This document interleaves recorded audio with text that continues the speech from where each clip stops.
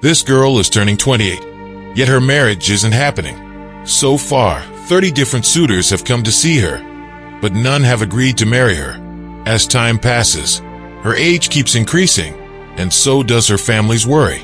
However, Archana isn't unattractive. She is very beautiful and works as a school teacher. So, why does she keep getting rejected? This is the story of a 2020 comedy drama movie, Archana 31 Not Out. And today, I'm here to share the entire story, addressing all the questions that might arise about it. Let's dive straight into the narrative. At the beginning of the story, one morning, Archana receives a call from a matchmaker. The matchmaker informs her that the groom's family, who were supposed to visit that day, have decided not to come. Their reason? They think Archana is too old. Hearing this, Archana, annoyed, replies, "It would have been better if they had informed earlier. Then I could have caught the school bus to work. I have a class to take, don't I? I need to teach the kids. Now my time has been wasted." The matchmaker tries to console her and says, "Another groom's family will come on Tuesday. Be prepared for them." After hanging up the call, Archana enters the house and informs everyone, the groom's family isn't coming today. No point in waiting. Then she walks to a list pinned on the wall and strikes off the name of the 30th suitor. That list is a record of all the people who came to see her, but ultimately didn't agree to the marriage. After so many rejections, Archana no longer gets worked up over these matters. She has resigned herself to accepting this as her reality. Currently, Archana is preparing for the civil service exams while working as a school teacher to support her family. Meanwhile, her mother tries to conceal the truth from their neighbors. She often says, "My daughter didn't like the guy, so we didn't call them over." In reality, her mother doesn't want anyone to know that Archana is the one being repeatedly rejected. That day, Archana misses the school bus. So, she gets ready and walks to school. The morning doesn't start well for her, but she doesn't let it bother her too much. At school, an unusual incident unfolds. A student named Anu gets into a dispute with some boys.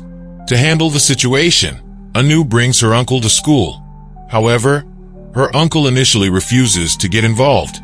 Frustrated, Anu grabs a key from his shop, without which he can't open it, and storms off to school. Left with no choice, her uncle follows her to retrieve the key. When he enters Archana's classroom, his eyes fall on Archana, and he freezes, visibly nervous. Quickly, he exits the room. Archana notices this odd behavior, but doesn't have time to dwell on it. Later that day, while returning home from school, Archana encounters an old friend of her mother's on the bus. During their conversation, the woman brings up the topic of marriage and says, "Finding a groom gets harder after 25. And you're already 28. Time is running out." Some people, it seems, can't resist making such remarks without considering others' feelings. This woman is just like the stereotypical nosy neighbor who loves interfering in others' lives. She continues, "I know a guy. He works in the city and is still unmarried. If you want, I can set up a meeting." But then, in an insulting tone, she gestures toward the bus conductor and adds, "The guy looks something like him." Archana doesn't want to hear any of this. Her anger boils inside, but she stays silent, enduring the humiliation. After stepping off the bus, Archana found herself face to face with the matchmaker again. He reassured her, saying, "Don't worry, I'll find you a good match soon. These things take time." However, this time, Archana paid little attention to his words and walked quietly toward her house. When she arrived home, she noticed two neighbors in a heated argument about something trivial, a common occurrence. Her mother, as usual, found great entertainment in their squabbles. Entering the house, Archana saw her brother, Sundar, sitting there.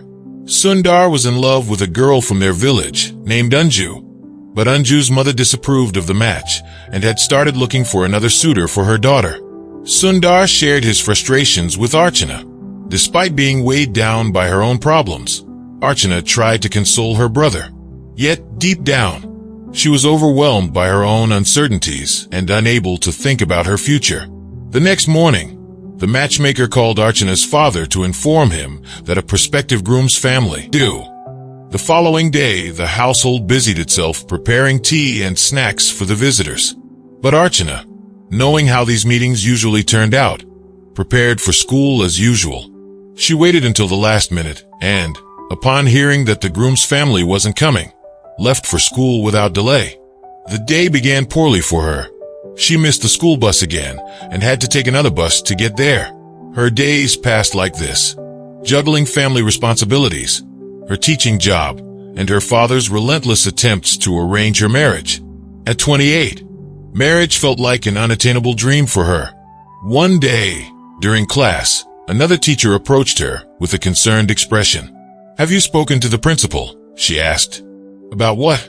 Archana replied, puzzled. The teacher explained, "Some teachers are being laid off, and your name is on the list. You should talk to the principal. Maybe something can be done." The news hit Archana hard. She returned to her classroom, sat quietly, and tried to process the information. Meanwhile, Vishnu, the uncle of one of her students, arrived at her classroom again. His nephew had once again locked up his shop and taken the keys to school.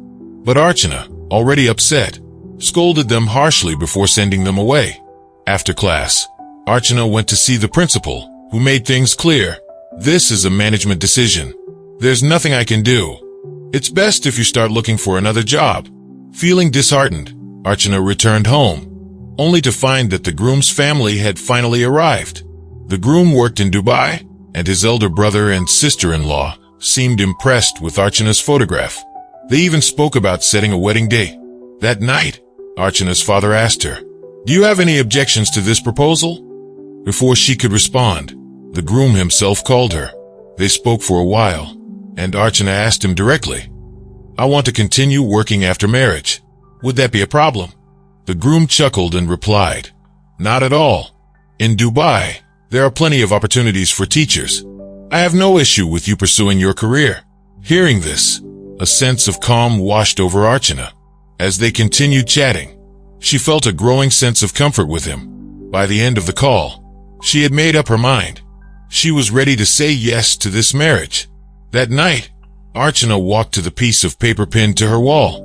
On it, she had kept track of all the suitors who had visited and the reasons the proposals fell through, written humorously like a cricket scorecard. Run out asterisk, the groom's family demanded too much dowry. Keepers catch asterisk, the groom had already seen another girl. Pending decision asterisk, the family promised to get back, but never did. Direct out asterisk, the groom's family outright rejected her. The list went on. 22, 27, 29. Each number represented a failed match. A reminder of her struggles. That night, she added 31 to the list and wrote "win" beside it, marking the end of a long chapter of rejection and uncertainty in her life. For the first time in years, she felt like she had scored a victory in the match of life. The next morning, the matchmaker called Archana's father again to inform him about another groom's family planning to visit the following week. But this time, Archana's father firmly replied, "There's no need to bring anyone else. Archana's marriage has already been fixed." Hearing this, the matchmaker paused for a moment, realizing his work here was done, and so was his flow of commission. Still, he tried to persist. "But this family was really good," he started to say. But Archana's father-in-law organized their engagement ceremony online. Prasad even sent Archana a new phone from Dubai, which she excitedly used to take pictures with her family. The house buzzed with joy, and Archana's father printed wedding invitations to hand out to relatives, neighbors, and even the school principal. He even invited a woman from the bus who had once insulted Archana. Archana spent her savings on wedding shopping, buying saris, jewelry, and other essentials. Her brother Sundar, who had recently secured a job at a showroom, took a week off to help with the celebrations. The night before the wedding, the house was of unease. Prasad's phone had been switched off for the past 2 days, and the silence was unsettling. She tried to reassure herself, thinking, "He'll be here tomorrow." Sundar, meanwhile, was serving food to the guests when he approached Anju, the girl he loved.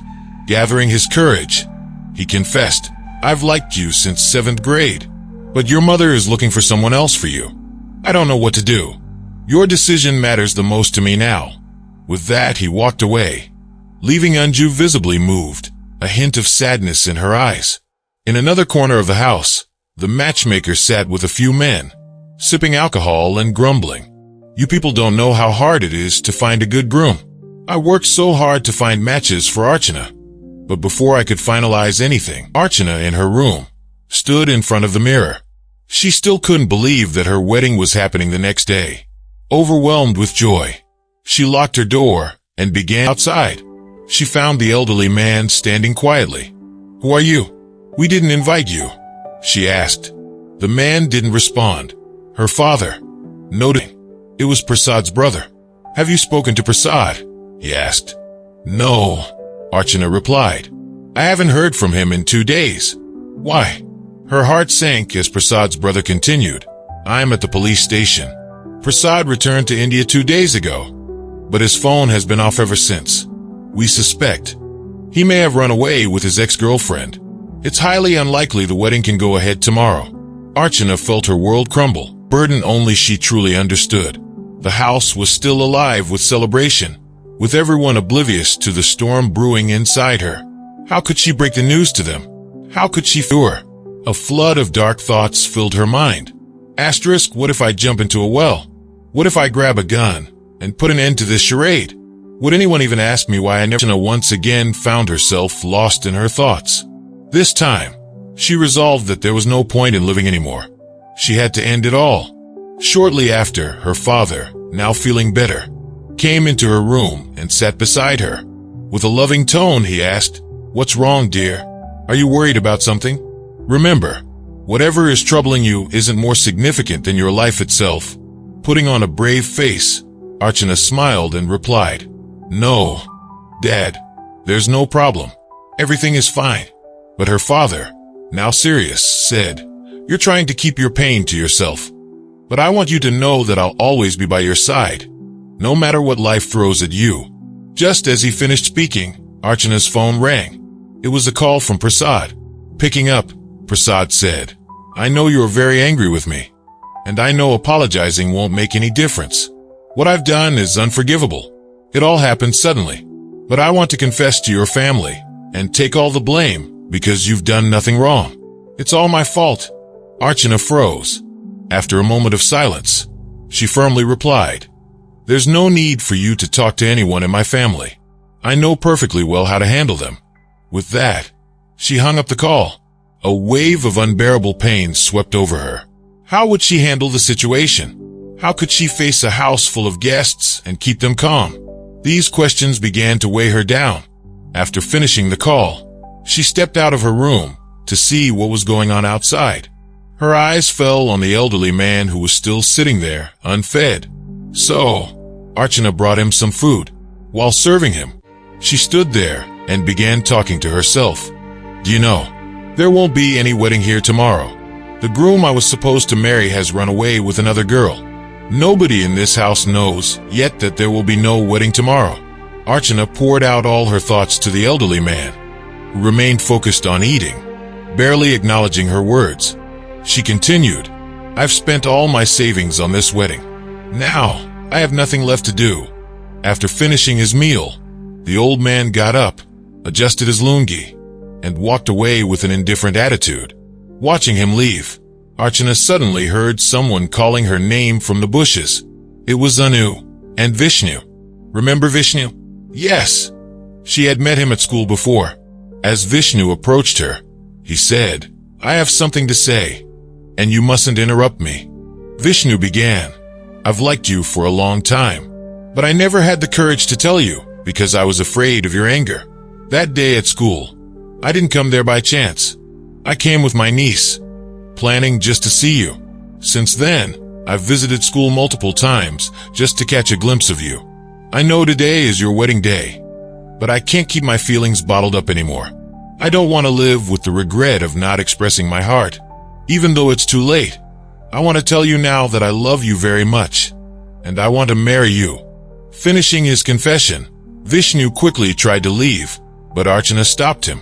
"You'll help with the sound system at my wedding tomorrow, right?" The next morning, everyone gathered at the community center for the wedding, except for a few people. No one knew the wedding had already been called off. Everyone eagerly waited for the groom's arrival. Suddenly, Archana stepped onto the stage and stood in front of the microphone. She took a deep breath, looked around at everyone, and said, "I want to tell you all something. The truth is, the groom I was supposed to marry, Prasad, ran away with another girl last night. So there won't be any wedding today. I've known this since last night, but I didn't tell anyone, not even my mother, because I didn't want to ruin anyone's happiness. After so many years, you all came together to celebrate my wedding, and I couldn't bring myself to destroy that joy. Even though there won't be a wedding today, let's celebrate this day as if it were a wedding. We don't need someone else to fill our lives with." The hall erupted in applause, and Vishnu clapped the loudest. Seizing the moment, he walked onto the stage and stood beside Archana. "Have you thought about what I said to you last night?" he asked. Smiling, Archana replied, "Yes, I've thought about it. I agree, but I have one condition. Even after marriage, I must be allowed to work. I don't have a job right now, but once I get one, we'll get married. Until then, you'll have to wait." Vishnu, overjoyed, agreed without hesitation. "Whatever you say," he said with a smile. Meanwhile, Archana's younger brother, Sundar, was spending time with Anju. Anju said, "Who told you my marriage has been arranged with someone else? I will marry only the person who truly loves me." Saying this, she smiled at Sundar, and in that moment, Sundar knew she was talking about him, his heart filled with happiness. And so, Archana's story ended on a happy note, but one question remained. What would Archana write on the 31st wedding rejection slip? Here's a fun fact I didn't share earlier, but will tell you now. A while ago, Vishnu went to a temple and broke 100 coconuts as part of a ritual, praying for Archana and Prasad's wedding to fall apart. Standing beside him at the temple was Prasad's girlfriend, who was praying, "O Allah, my creator, give me the strength to emotionally blackmail Prasad." It's truly bizarre, isn't it? Two different lovers' prayers led to the downfall of an arranged marriage. Why did it happen this way? That's hard to say. So, how did you like today's story? Don't forget to share your thoughts. Have you or anyone you know experienced something similar to Archana's situation? If so, remember, no matter what happens, never give up on life. If you enjoyed this video, share it with someone who might need to hear this message. And if you're new, don't forget to subscribe. Finally, thank you so much for watching this video. Take care, stay safe, and Allah Hafiz.